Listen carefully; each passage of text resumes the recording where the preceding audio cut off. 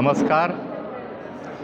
आमचे महाराष्ट्र प्रदेश काँग्रेस कमिटीचे नवनियुक्त अध्यक्ष माननीय श्री हर्षवर्धन सपकाळ यांनी नुकताच अध्यक्षपदाचा प्रभार स्वीकारला आणि प्रभार स्वीकारल्यानंतर जेव्हा जिल्ह्यांना भेटी द्यायचं संघटनात्मक बाबी जाणून घेण्यासाठी किंवा काही दुरुस्त्या करण्यासाठी म्हणून, तर तेव्हा त्यांनी असं ठरवलं की जिल्हा भेटीचा जो दौरा आहे तो अशा जिल्ह्यांपासून सुरू करायचे की ज्या जिल्ह्यामध्ये संघटनेच्या बाबतीत आम्हाला अडचणी आहेत, ज्या जिल्ह्यांमध्ये संघटनेच्या दृष्टीने आम्हाला खूप काही काम पुढच्या काळामध्ये करणं गरजेचं आहे, अशा जिल्ह्यांपासून सुरुवात करायची असं त्यांनी ठरवलं.